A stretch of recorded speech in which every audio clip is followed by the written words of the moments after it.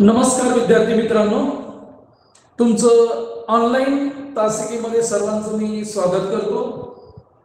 मी Gokul Thakur sir, Savitribai Phule माध्यमिक विद्यालय, महात्मा फुले कृषी विद्यापीठ राहुरी। आज तुम्हाला सर्वांना माहिती आहे, आज साहित्यरत्न लोकशाहीर अण्णाभाऊ साठे यांची जयंती, त्याचबरोबर लोकमान्य बाळ गंगाधर टिळक यांची पुण्यतिथी। या दोन्ही थोर महान पुरुषांना विनम्र अभिवादन करून आजच्या तासिकेला आपण सुरुवात करूया। सर्वात महत्त्वाचा विषय जो आहे तो मराठी भाषा। आपण काय करतो की गणिताची तयारी करतो, बुद्धिमत्तेची तयारी करतो आणि मराठीकडे आपण थोडं दुर्लक्ष करतो आणि नेमकंच मराठी विषय हा आपल्याला मग कधी कधी सोपा विषय आहे, पण पेपर आल्यावर आपल्याला कळतं अरे अभ्यास करायला पाहिजे होता किंवा आपण नीट अभ्यास केला नाही। तर असं व्हायला नको आणि म्हणून हा जिल्हा परिषद अहमदनगरचा खूप स्तुत्य प्रशंसनीय असा उपक्रम आहे। त्यामध्ये आम्ही गेल्या अनेक वर्षापासून त्यामध्ये सहभागी आहोत। तर तुम्हाला सगळ्यांना माहिती आहे, आपला मराठी विषयाचा म्हणजे पेपर 1 बघा, हा जो पेपर 1 आहे, पेपर 1 मध्ये प्रथम भाषा प्लस गणित।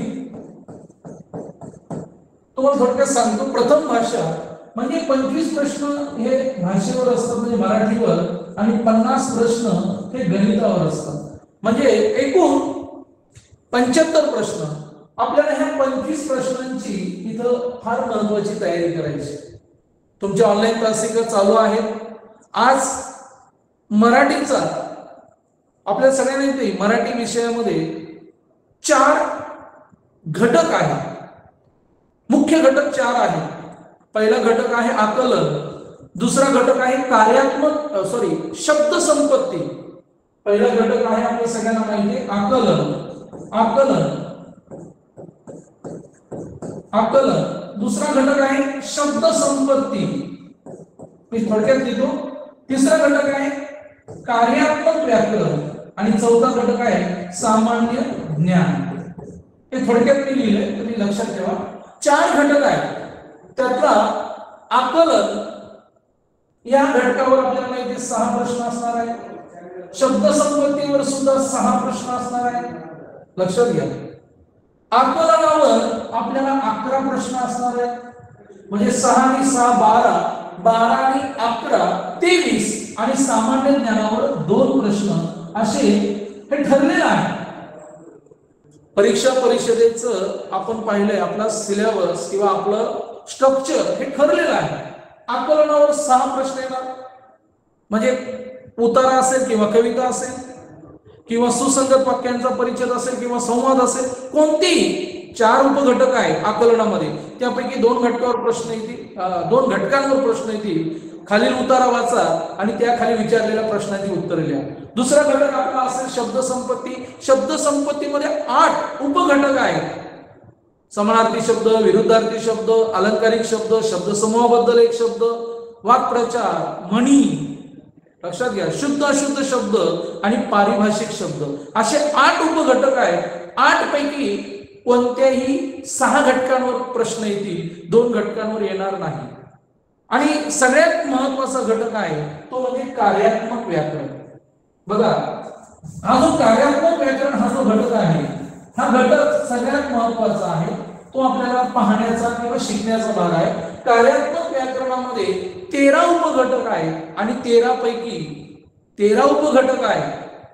पहिलं प्रकरण आपलं वर्णविचार तुमचं झालंय, वर्णविचार, त्यानंतर संधी, त्याच्यानंतर शब्दांच्या जाती, असं करत करत आपण आता शेवटाकडे आलेलो आहोत। तर 13 पैकी फक्त 11 उपघटकांवर प्रश्न येतील। आणि शेवटचा घटक आपल्याला माहिती आहे सामान्य ज्ञान, म्हणजे लेखक, कवी, त्यांची टोपण नावे, त्यांचं साहित्य यावर आधारित कुठलाही प्रश्न असू शकतो। इयत्ता 1 पासून इयत्ता 8वी पर्यंत तुम्हाला जे जे काही लेखक कवी होऊन गेले त्यापैकी कुठल्याही याच्यावर प्रश्न येऊ शकतो. तर अशा प्रकारे हे 25 प्रश्न आहेत आणि आज आपण महत्वाचा घटक बघणार आहोत. माझ्याकडे आजचा घटक आहे क्रियापदाचे अर्थ आणि काळ व काळांचे प्रकार. तर तत्पूर्वी आपल्याला क्रियापद म्हणजे काय हे माहिती पाहिजे. बघा विद्यार्थी मित्रांनो, क्रियापद सगळ्यांना माहिती आहे शब्दांच्या 8 जातींपैकी ही 4 नंबरची जात आहे. नाम, सर्वनाम, विशेषण आणि क्रियापद. या पहिल्या ज्या 4 जाती आहेत यांना आपण विकारी म्हणतो आणि उरलेल्या ज्या 4 जाती आहेत क्रियाविशेषण अव्यय, शब्दयोगी अव्यय, उभयान्वयी अव्यय आणि केवळ प्रयोगी अव्यय, त्यातली ही जी आहे क्रियापद ही 4थी जात आहे. आता क्रियापद कोणाला म्हणतात तुम्हाला सगळ्यांना माहिती आहे. वाक्याचा अर्थ पूर्ण करणाऱ्या क्रियावाचक शब्दाला क्रियापद असे म्हणतात.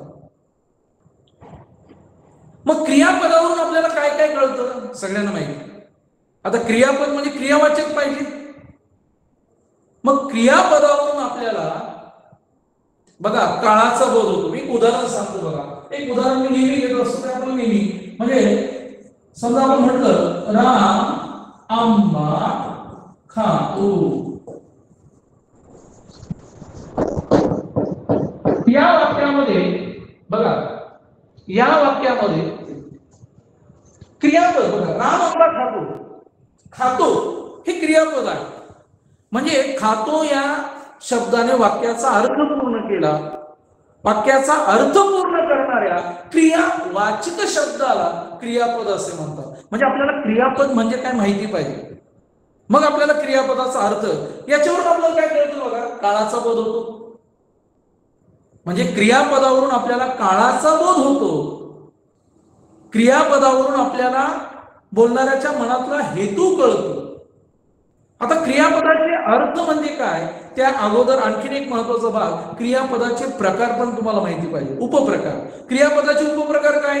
सकर्मक क्रियापद, अकर्मक क्रियापद, त्यानंतर सहाय्यक क्रियापद, त्यानंतर संयुक्त क्रियापद, सगळ्यात महत्त्वाचं संयुक्त क्रियापद, नंतर शक्य क्रियापद, प्रयोजक क्रियापद. तर ही क्रियापदाची उपप्रकार आहेत, ते पण आपल्याला माहिती पाहिजे. तरच आपल्याला पुढं हे जे 2 घटक आहेत उपघटक, क्रियापदाचे अर्थ आणि काळ व काळांचे प्रकार, हे आपल्याला चांगलं समजेल. परीक्षेला प्रश्न विचारला जातो, एखादं वाक्य दिलं जातं आणि मग त्याच्यावरून आपल्याला सांगितलं जातं की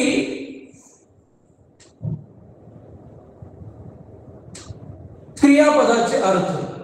आपल्याला प्रश्न विचारला जातो बघा, मुलांनो रांगेत उभे राहा या वाक्यातील क्रियापदाचा अर्थ सांगा, किंवा या वाक्यातील क्रियापदाचा अर्थ कोणता. मग 4 पर्याय असतात. 4 पैकी एक पर्याय आपल्याला त्या ठिकाणी निवडावा लागतो. आता क्रियापदाचे अर्थ म्हणजे काय हे फार महत्वाचं आहे, आपल्याला समजून घ्यावं लागेल. बघा क्रियापदाचा अर्थ कशाला म्हणतात. मग आता मगाशी आपण पाहिलं की क्रियापदावरून आपल्याला काळाचा बोध होतो. पण कधी कधी मुलांनो रांगेत उभे राहा, मुलांनो नेहमी खरे बोलावे, माझं एवढं काम करशील, देवा सर्वांना सुखी ठेव, युवराज जरा थांबा, शितूने आज खूप मेहनत केली. आता मी ही जी वाक्य उच्चारली, युवराज जरा थांबा, माझं एवढं काम करशील, म्हणजे केव्हा केव्हा क्रियापदाच्या रूपावरून काळाचा बोध होत नाही. काळाचा बोध होत नाही, पण बोलणाऱ्याच्या मनातला हेतू अथवा उद्देश कळतो. बघा क्रियापदाच्या रूपावरून केव्हा केव्हा काळाचा बोध न होता बोलणाऱ्याच्या मनातला हेतू अथवा उद्देश कळतो, त्यास क्रियापदाचे अर्थ असे म्हणतात. मग क्रियापदाचे अर्थ म्हणजे काय हे माहिती पाहिजे. क्रियापदाच्या रूपावरून काळाचा बोध होत नाही, परंतु बोलणाऱ्याच्या मनातला त्याला काय बोलायचंय, त्याला आज्ञा करायची, त्याला विनंती करायची, की त्याला काही तर्क करायचा आहे, काही इच्छा प्रदर्शित करायची, का प्रार्थना करायची का आशीर्वाद द्यायचा. म्हणजे जेव्हा क्रियापदाच्या रूपावरून काळाचा बोध न होता बोलणाऱ्याच्या मनातला हेतू अथवा उद्देश कळतो, त्याला व्याकरणात क्रियापदाचे अर्थ असे म्हणतात. मग क्रियापदाचे अर्थ किती आहेत बघा. क्रियापदाचे अर्थ 4 आहेत. 1 स्वार्थ, 2 आज्ञार्थ, 3 विध्यर्थ आणि 4 संकेतार्थ.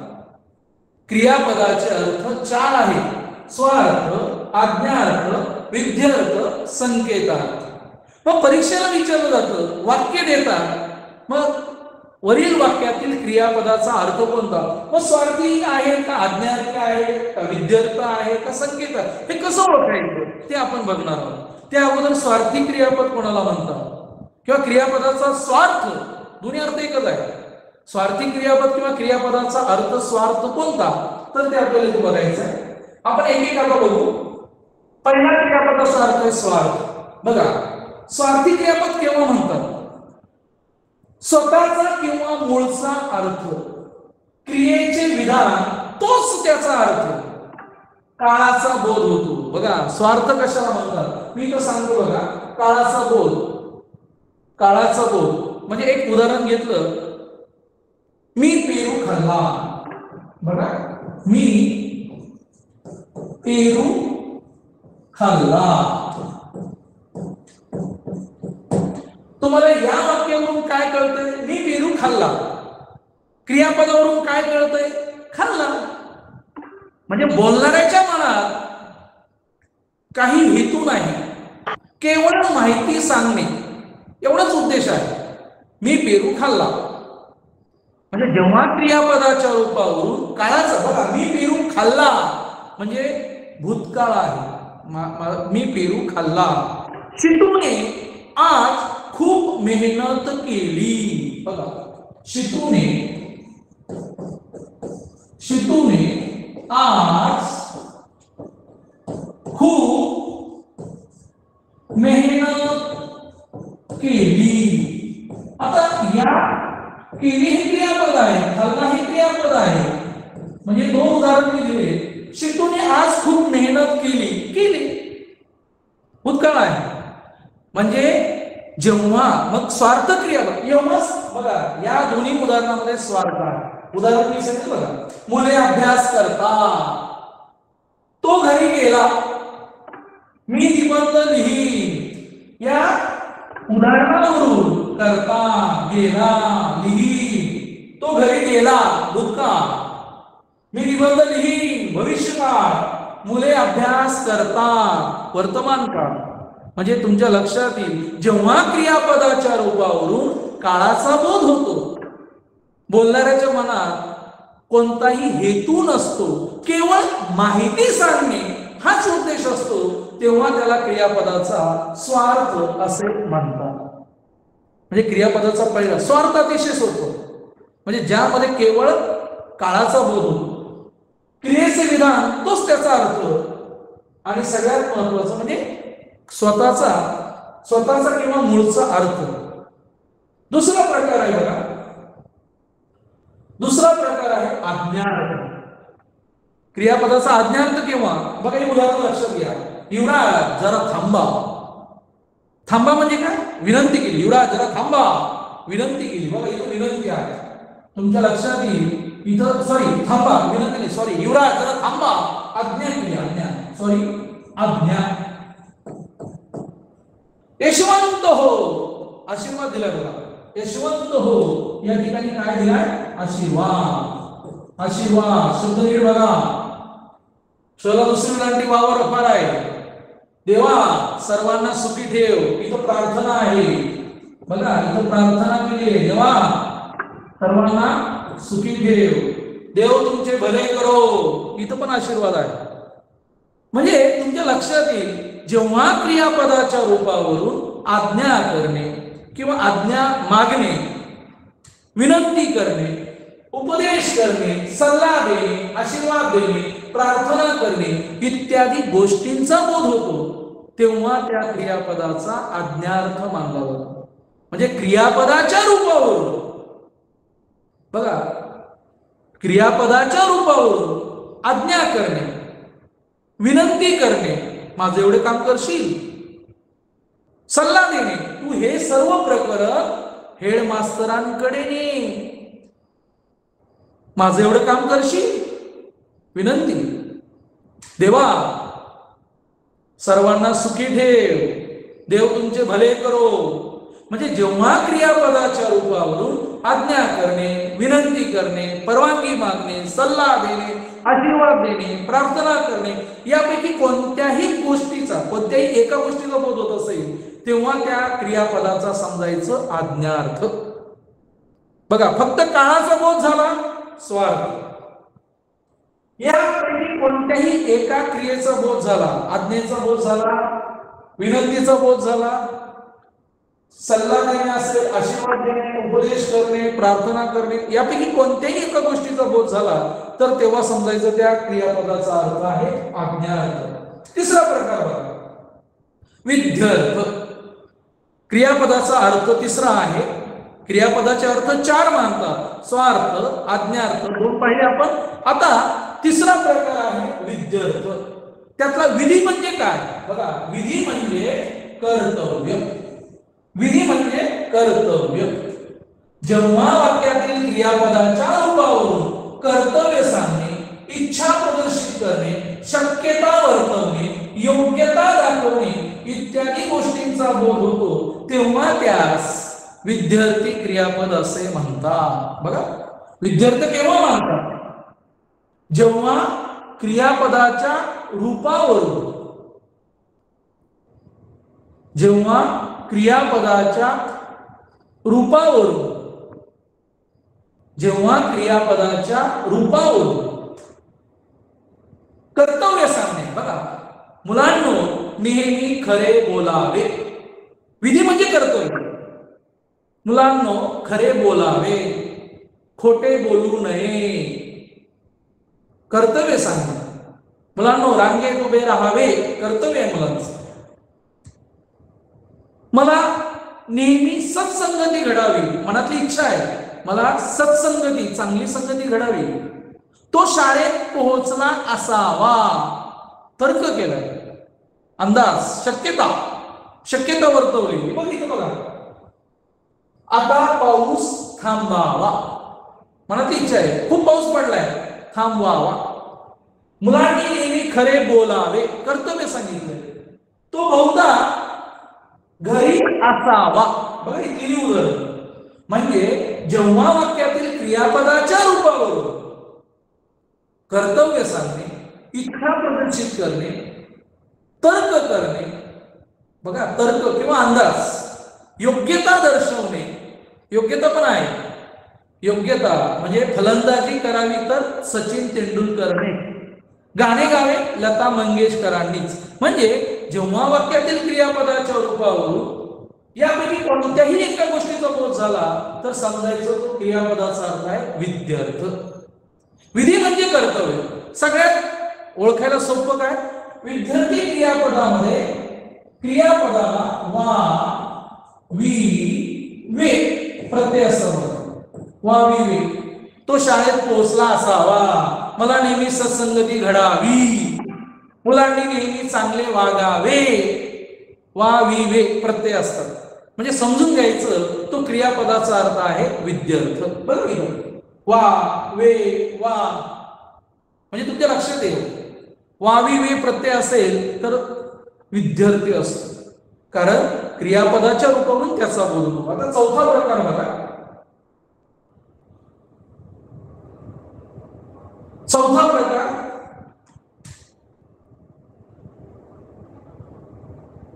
दोन मिनिटं.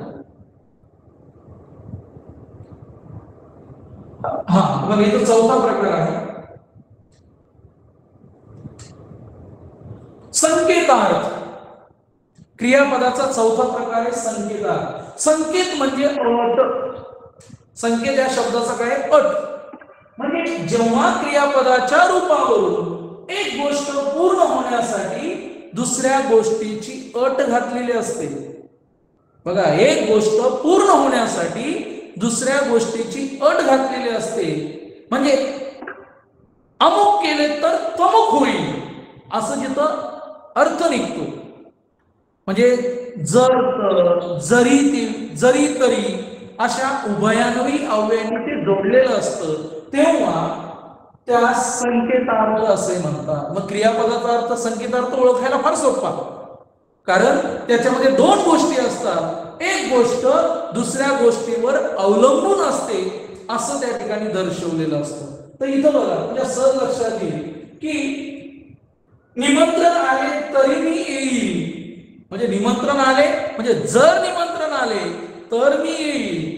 मला बरे असते तर मी आले असते, म्हणजे जर मला बरे असते तर मी आले असते. चांगला अभ्यास केला, जर चांगला अभ्यास केला तर चांगल्या मार्गाने पास होशील किंवा पास होशील. म्हणजे तुमच्या सहज लक्षात येईल संकेतार्थ, क्रियापदाचा अर्थ संकेतार्थ केव्हा असतो, तर जेव्हा क्रियापदाच्या रूपावरून एक गोष्ट दुसऱ्या गोष्टीवर अवलंबून आहे असं दर्शवलेलं असतं. आणि ती वाक्य जर तर, जरी तरी, जेव्हा तेव्हा अशा उभयान्वयी अव्ययांनी जोडलेले असतात, तेव्हा त्या क्रियापदाचा अर्थ होतो संकेतार्थ. तर अशा प्रकारे हा एक महत्वाचा टॉपिक आहे, क्रियापदाचा अर्थ. पुन्हा एकदा लक्षात घ्या, क्रियापदाचा अर्थ आहे संकेतार्थ. क्रियापदाचा अर्थ आपल्याला या ठिकाणी बघता येईल संकेतार्थ.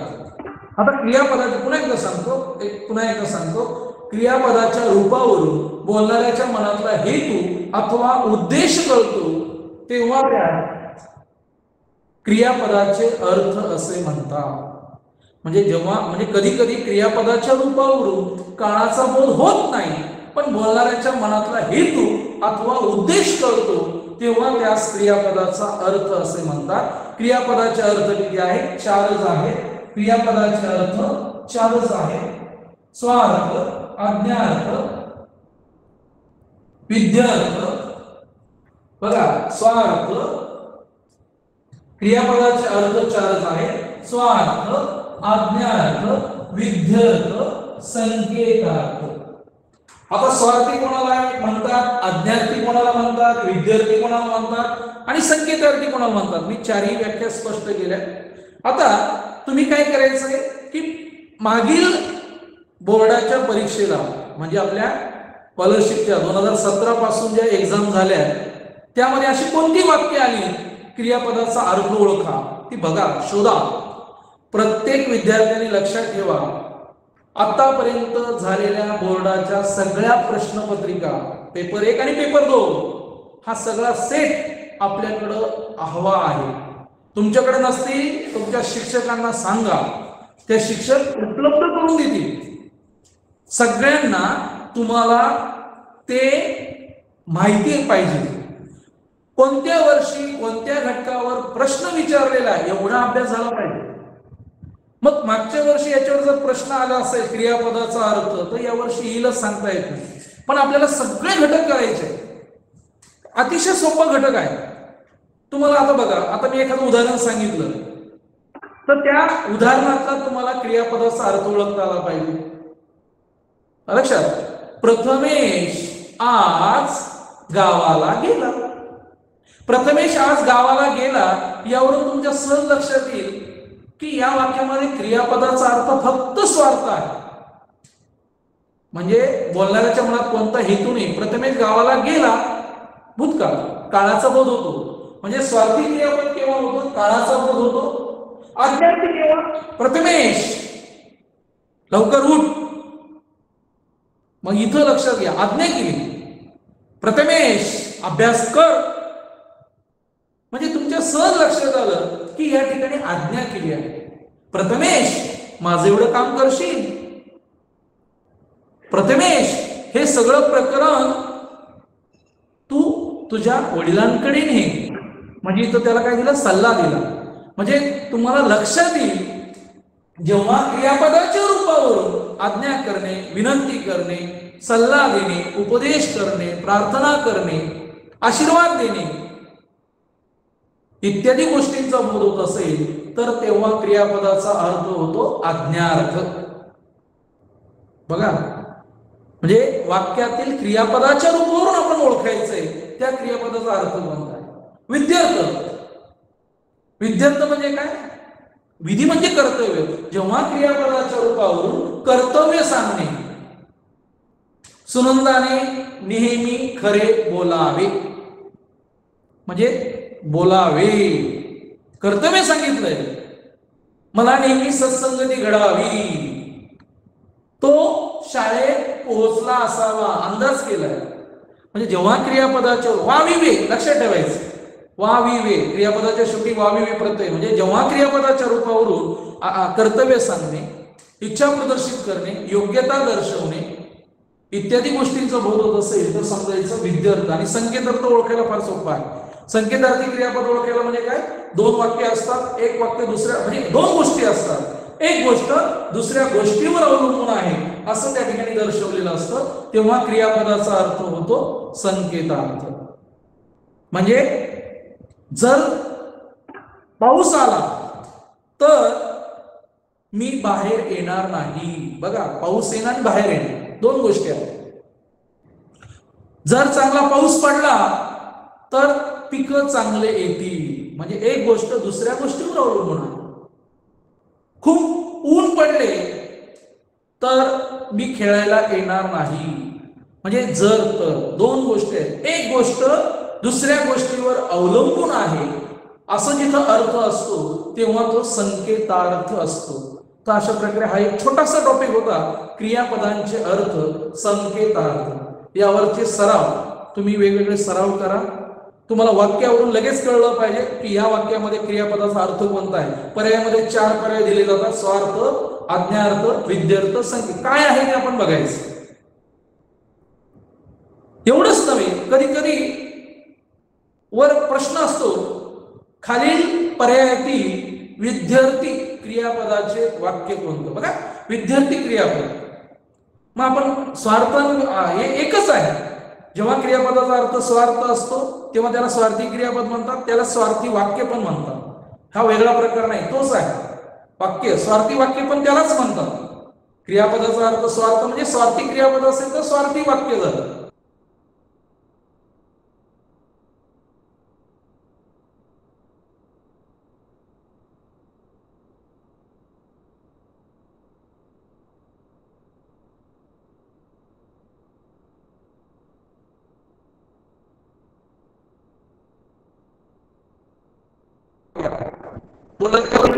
हा एक टॉपिक आहे आपला इथं संपलेला आहे. यानंतर पुढचा घटकातला उपघटक आपण म्हणतो काळ आणि काळांचे प्रकार. फार गंमत आहे, तो आपण बघू. काळ आणि काळांचे प्रकार.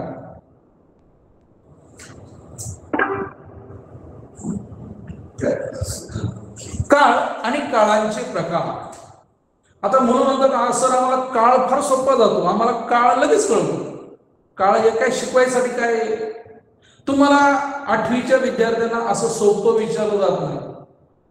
म्हणजे तो शाळेत गेला, क्रियापदाचा काळ, म्हणजे आपल्याला काळाचे उपप्रकार विचारले जातात. पुन्हा एकदा लक्षात घ्या, म्हणजे क्रियापदाच्या रूपावरून आपल्याला काळाचा बोध होतो, म्हणजे हे फार महत्वाचं आहे. काळ आणि काळांचे प्रकार आपल्याला इथं बघायचे आहे. काळाचे मुख्य 3 प्रकार आहेत. म्हणजे काळ, काळ कशाला म्हणतात लक्षात घ्या, म्हणजे क्रियापदाच्या रूपावरून आपल्याला कळतं क्रिया केव्हा घडली. मग काळाचे मुख्य 3 प्रकार आहेत, वर्तमान काळ, भूतकाळ आणि भविष्यकाळ. काळाचे मुख्य 3 प्रकार आहेत. आता आपण बघू, क्रियापदाच्या रूपावरून क्रिया आत्ता घडते, आत्ता घडते तेव्हा वर्तमान काळ असतो. मी चहा करतो, म्हणजे आता मी चहा करतो, लक्षात घ्या, मी चहा करतो, ठाकूर सर शिकवतात, म्हणजे आता लक्षात घ्या क्रिया चालू आहे, वर्तमान काळ, मी चहा करतो. क्रियापदाच्या रूपावरून क्रिया पूर्वी घडली, मी चहा केला.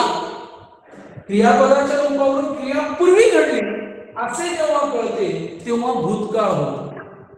आणि क्रियापदाच्या रूपावरून क्रिया पुढे घडणार आहे असं जेव्हा कळतं तेव्हा भविष्यकाळ असतो. बघा, काळाचे मुख्य प्रकार आहेत 3: वर्तमान काळ, भूतकाळ आणि भविष्यकाळ. आपल्याला एवढं सोपं विचारलं जात नाही, आपल्याला काळाचे उपप्रकार विचारले जातात, ते फार महत्वाचे आपण बघू. या ठिकाणी बघा, काळाचे उपप्रकार आपल्याला इथे बघायचे आहे. बघा, मी एक उदाहरण इथे दिलंय. बघा, 2 मिनिटं. बघा, मी जे एक लिहिलंय, काळाचे मुख्य 3 प्रकार आहेत आणि उपप्रकार बघा: साधा, अपूर्ण, पूर्ण आणि रीती. आता तुम्ही म्हणाल साधा म्हणजे त्या काळात, सिंपल साधा काळ. इथं बघा, अपूर्ण म्हणजे काय की त्या काळात म्हणजे वर्तमान काळामध्ये क्रिया जर अपूर्ण असेल तर त्याला अपूर्ण वर्तमान काळ असे म्हणतात. भविष्य काळामध्ये क्रिया जर अपूर्ण असेल तर त्याला अपूर्ण भविष्य काळ, म्हणजे काळाचे प्रकार लक्षात घ्या. आणि भूतकाळामध्ये क्रिया अपूर्ण आहे, अपूर्ण भूतकाळ. पूर्ण वर्तमान काळ, वर्तमान काळातली क्रिया पूर्ण झाली, नुकतीच पूर्ण झाली असेल तर त्याला पूर्ण वर्तमान काळ म्हणतात. भविष्य काळात पूर्ण झाली असेल तर पूर्ण भविष्य काळ, आणि भूतकाळात पूर्ण असेल तर पूर्ण भूतकाळ. आणि आता रीती, रीती हा एक चौथा प्रकार. रीती म्हणजे काय? रीती त्या काळात ती क्रिया सतत सातत्याने घडत असते तेव्हा त्याला रीती काळ असे म्हणतात. मग रीती वर्तमान काळ, रीती भूतकाळ आणि रीती भविष्यकाळ, असे म्हणजे 3ही काळात हे 4 प्रकार आहेत. एक उदाहरण मी तर सोडवलेलं आहे बघा. वर्तमान काळात मी निबंध लिहितो किंवा मी निबंध लिहिते. बघा, मी निबंध लिहितो हा साधा भूतकाळ. बघा, मी निबंध लिहिला, साधा भूतकाळ. मी निबंध लिही, साधा भविष्यकाळ. तुम्हाला पुन्हा एकदा सांगतो की या 3ही वाक्यांमध्ये साध्या काळामध्ये इथं लक्षात घ्या, लिहितो, लिहिला, लिही, साध्या काळामध्ये सहाय्यक क्रियापदाचा वापर नाही. हे फार महत्वाचं आहे. सहाय्यक क्रियापद, आता तुम्हाला क्रियापदाचं सगळ्यांना माहिती आहे. सहाय्यक क्रियापद कोणाला म्हणतात? म्हणजे धातू साधिताला मदत करणार. बघा, एक उदाहरण, आता हे पुढचे जे आहे ते सहाय्यक क्रियापदच आहे. असं या धातूची रूप आहे. सहाय्यक क्रियापद म्हणजे धातू साधित प्लस धातू साधित, मी सांगतो, धातू साधित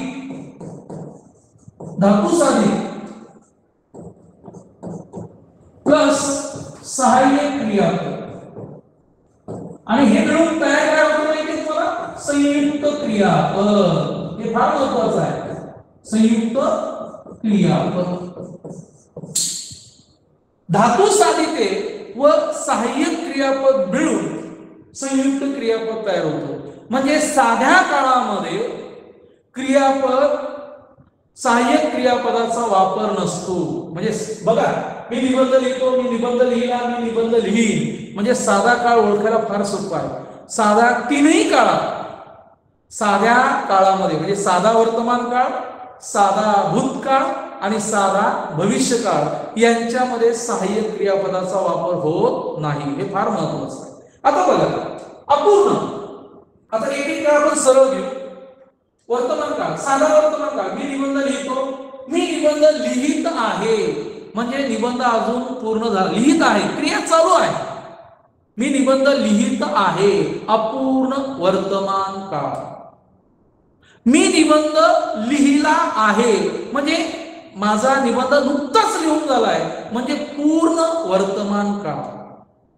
आणि सगळ्यात महत्वाचं, मी निबंध लिहित असतो किंवा लिहित असते, याचा अर्थ काय की वर्तमान काळात म्हणजे ही क्रिया सतत चालते. मी निबंध लिहित असतो म्हणजे हा झाला रीती वर्तमान काळ. म्हणजे लक्षात घ्या. तसंच भूतकाळ, मी निबंध लिहिला, मी निबंध लिहिला, भूतकाळ. मी निबंध लिहित होतो, बघा, मी निबंध लिहित होतो, म्हणजे भूतकाळामध्ये क्रिया अपूर्ण आहे. मी निबंध लिहित होतो, इथं बघा, लिहित धातुसाधित आणि होतो सहाय्यक क्रियापद, दोन्ही मिळून संयुक्त क्रियापद तयार झाले. इथं सगळे संयुक्त क्रियापद आहेत. मी निबंध लिहिला होता म्हणजे भूतकाळामध्ये क्रिया पूर्ण झाली. मी निबंध लिहिला होता, मी निबंध लिहित असे, नेहमी लक्षात ठेवा. असं जर लिहित नसे, रीती भूतकाळ, असे असे आलं की लक्षात ठेवायचं. असे म्हटलं की डोळे झाकून लिहायचं, तो रीती भूतकाळ असतो. मी निबंध लिहित असे, तो नेहमी गात असे, म्हणजे भूतकाळामध्ये ती क्रिया सातत्याने घडत होती, तेव्हा त्याला रीती. रीती याचा अर्थ लक्षात घ्या, रीती म्हणजे त्या त्या काळात, म्हणजे रीती याचा अर्थ सातत्याने ती क्रिया घडते. मी निबंध लिहित असे, असे आलं की लक्षात ठेवायचं, तो रीती भूतकाळ आहे. भविष्यकाळामध्ये बघा, मी निबंध लिहीन, मी निबंध लिहित असे, म्हणजे क्रिया भविष्यकाळामध्ये सुद्धा अपूर्ण आहे. मी निबंध लिहित असे, मी निबंध लिहिला असे, मी निबंध लिहिला असे, म्हणजे भविष्यकाळामध्ये सुद्धा माझा निबंध लिहून झाला असेल, म्हणजे पूर्ण भविष्यकाळ. आणि मी निबंध लिहित जाईल, याचा अर्थ काय की मी निबंध भविष्य काळामध्ये पुन्हा पुन्हा म्हणजे सातत्यानं ही क्रिया घडणार आहे. तर अशा प्रकारे काळाचे मुख्य 3 प्रकार पडतात, पुन्हा एकदा लक्षात घ्या. आणि त्यांचे प्रत्येक काळाचे 4-4 उपप्रकार पडतात. मग वर्तमान काळ घेतला तर साधा वर्तमान काळ, अपूर्ण वर्तमान काळ, पूर्ण वर्तमान काळ आणि रीती वर्तमान काळ. भूतकाळ घेतला, साधा भूतकाळ, अपूर्ण, बघा, साधा भूतकाळ, अपूर्ण भूतकाळ आणि पूर्ण भूतकाळ आणि रीती भूतकाळ. म्हणजे भूतकाळामध्ये सुद्धा हे 4 उपप्रकार आहेत. इथं भविष्य काळामध्ये बघा, भविष्य काळामध्ये साधा भविष्यकाळ, अपूर्ण भविष्यकाळ, पूर्ण भविष्यकाळ आणि चौथा प्रकार आहे रीती भविष्यकाळ. म्हणजे परीक्षेला तुम्हाला एखादं वाक्य दिलं जातं आणि विचारलं जातं, खालील वाक्यातील काळ ओळखा. मग तुम्हाला ओळखायचंय, तिथं लिहिलेलं असतं साधा वर्तमान काळ, अपूर्ण वर्तमान काळ, का रीती भविष्यकाळ, का रीती भूतकाळ, काही विचारलं जातं. म्हणजे तुम्हाला असं फक्त प्लेन विचारलं जात नाही, वर्तमान काळ ओळखा, भविष्य काळ ओळखा, तर तुम्हाला त्याचे उपप्रकार विचारले जातात. आणि म्हणून हे आपल्याला सोपा जरी भाग वाटत असला तरी त्याचा सराव, ती उदाहरणं डोक्यात ठेवणं फार महत्वाचं आहे. असे असलं, असे म्हणजे भूतकाळामध्ये ती क्रिया सातत्याने घडते, असे असेल तर डोळे झाकून लिहायचं, तो रीती भूतकाळच असतो. असतो, बघा, असतो, असते, म्हणजे वर्तमान काळामध्ये ती क्रिया कायम घडत असते. लिहित जाईल, जाईल, लिहित जाईल, म्हणजे लक्षात ठेवा की ती. आता मी एक उदाहरण इथं सांगतो. आता मी चहा केला, बघा, मी म्हणजे मी, 2 मिनिटं, चला आपण एक उदाहरण घेऊ. बघा, मी चहा, आता बघा, मी चहा केला. आता मी चहा केला म्हटलं की तुम्हाला माहितीये हा साधा भूतकाळ झाला, चहा केला. मग याचा अपूर्ण भूतकाळ कसा होईल? मी चहा, बघा, केला. मी चहा करत होतो, किंवा मुलगी असेल तर मी चहा करीत होते. मी चहा केला होता आणि मी चहा करीत असे. मी चहा करीत असे म्हणजे भूतकाळामध्ये ही कंटिन्यू क्रिया होते. इथं जर आपण पाहिलं वर्तमान काळात, मी चहा करतो, बघा, केला नाही, मी चहा करतो, मी चहा करत आहे, मी चहा केला आहे. आणि मी चहा करत असतो. मी चहा करत असतो. बघा, हे चारही काळातलं उदाहरण मी आता सांगितलं. मी चहा करतो, मी चहा करत आहे, म्हणजे चहा अजून माझा पूर्ण झाला नाही, अपूर्ण वर्तमान काळ. करत आहे. मी चहा केला आहे, म्हणजे माझा चहा आत्ताच पूर्ण झाला. आणि मी चहा करत असतो किंवा मी चहा करत असते, रीती वर्तमान काळ. तेच आपण भविष्य काळामध्ये जर घेतलं तर तुमच्या सहज लक्षात येईल. मी चहा करेन किंवा मी चहा करीन. मी चहा करत असेल, मी चहा केला असेल, आणि मी चहा करीत जाईल. जाईल लक्षात ठेवा, करीत जाईल म्हणजे लिहित जाईल, करीत जाईल, म्हणजे हे रीती भविष्य काळ आहे. असे असेल तर हा रीती भूतकाळ आहे.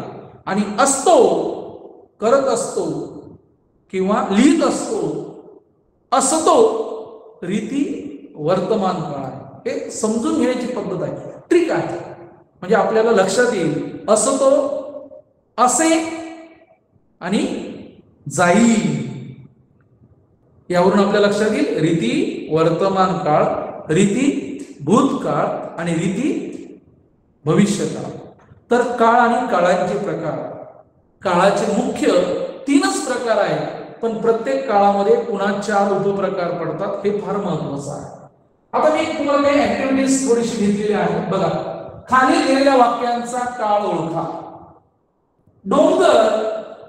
सूर्य डोंगरावर जात असतो. बघा, सूर्य डोंगराआड, इथं चुकले जरा, सूर्य डोंगराआड, डोंगरावर नाही, डोंगराआड, सूर्य डोंगराआड जात असतो. मी मगाशी सांगितलं असतो, म्हणजे लक्षात घ्या हा कोणता आहे, रीती वर्तमान काळ. बघा, रीती वर्तमान हा तर साधा वर्तमान काळ नाहीच आहे, कारण साधा वर्तमान काळामध्ये आपल्याला माहिती आहे सहाय्यक क्रियापद नसतं, जात असतो. हे धातू साधित आहे. हा टॉपिक वेगळा आहे, पण तुम्हाला सांगतो धातू साधित कशाला म्हणतात. धातू साधित म्हणजे धातूला प्रत्यय लागून क्रिया अपुरी आहे असे दर्शवणाऱ्या शब्दाला धातू साधित असे म्हणतात. फार महत्वाचं आहे. किंवा त्याला दुसरा शब्द आहे कृदंत. मग तुम्ही मला धातू म्हणजे काय, तर क्रियापदातील प्रत्यय विरहित मूळ शब्दाला धातू असे म्हणतात. क्रियापदातील प्रत्यय विरहित, उदाहरणार्थ बघा, पडला, पडला ही क्रियापद आहे, त्यातला धातू आहे पड. जातो, धातू काय आहे, जा. म्हणजे क्रियापदातील प्रत्यय विरहित मूळ शब्दाला धातू असे म्हणतात. आणि धातूला प्रत्यय लागून क्रिया अपुरी आहे असं जिथं दर्शवलेलं असतं तेव्हा त्याला म्हणतात धातू साधित. मग धातूला किती प्रत्यय लागतात, धातूला 8 प्रकारचे प्रत्यय लागतात. ने प्रत्यय, सॉरी त, ला,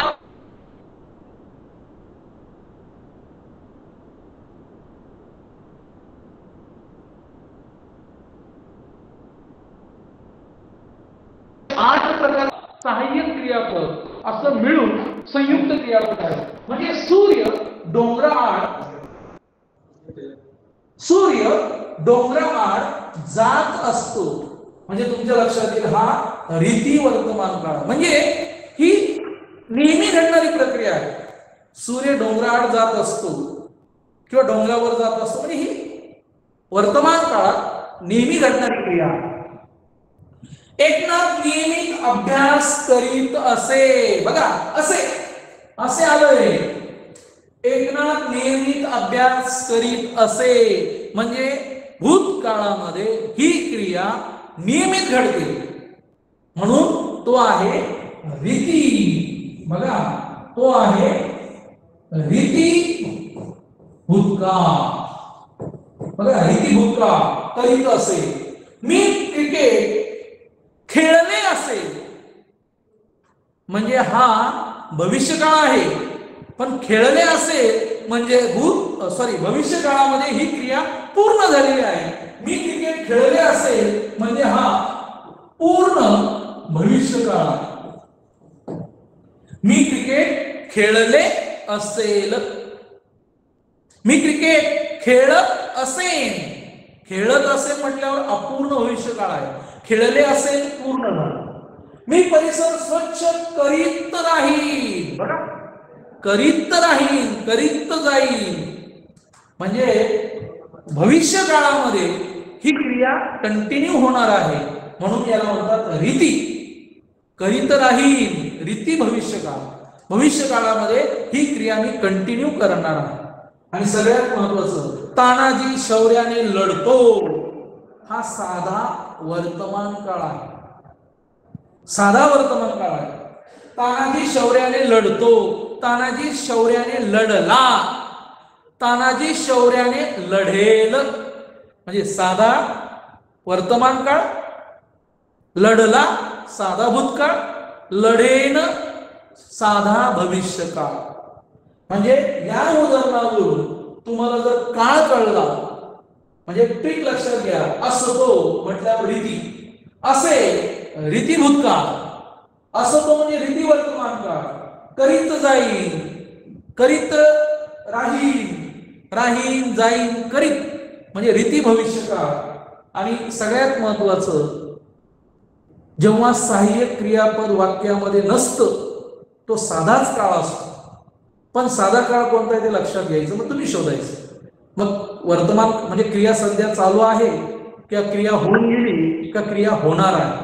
तर अशा प्रकारे हे काळ आणि काळांचे प्रकार. तर विद्यार्थी मित्रांनो, आपण आजच्या तासाला कार्यात्मक व्याकरण यातले 2 टॉपिक, छोटे छोटे टॉपिक होते, पण छोटे जरी असले तरी ते कमी महत्वाचे नाही असं नाही.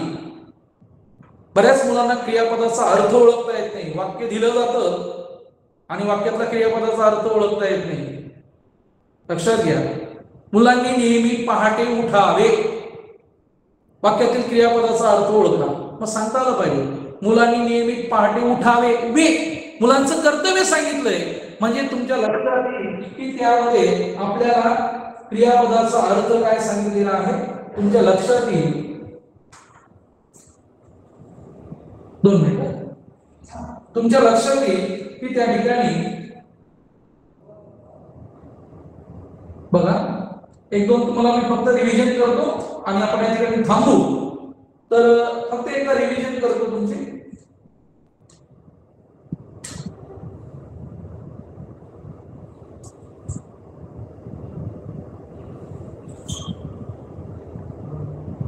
बघा विद्यार्थी मित्रांनो, बघा जरा,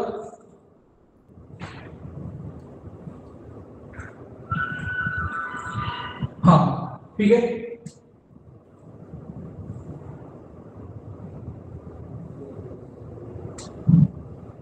हा बघा इथे लक्षात घ्या, तुम्हाला परत एकदा सांगतो. बघा, मुलांनी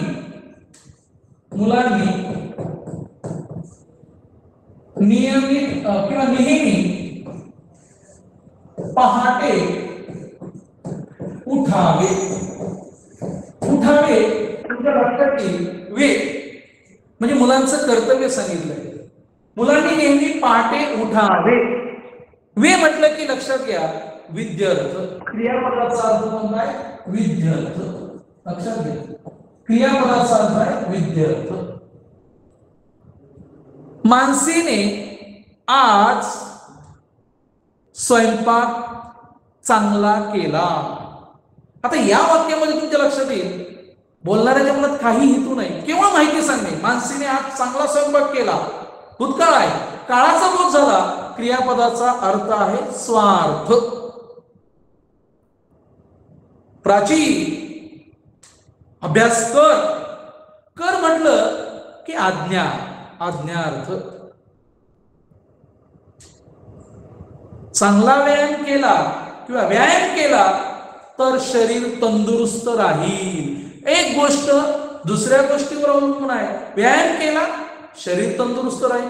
पाऊस पडला पिकं चांगली येतील. जर जरी तरी उभयनवी अव्ययाने जोडले जाते तेव्हा त्याला म्हणतात संकेतार्थ. म्हणजे क्रियापदाचे म्हणजे बोलणाऱ्याच्या मनातील म्हणजे केव्हा केव्हा क्रियापदाच्या रूपावरून काळाचा बोध न होता बोलणाऱ्याच्या मनातला हेतू अथवा उद्देश कळतो तेव्हा त्याला व्याकरणात क्रियापदाचे अर्थ असे म्हणतात.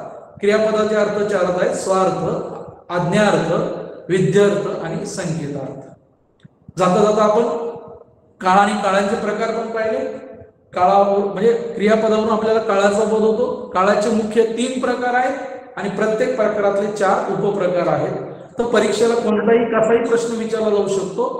तर आपण त्याचं व्यवस्थित उत्तर, आपल्या सगळ्यांना माहिती आहे उत्तराच्या पर्यायाचा आपल्याला गोल करायचा आहे.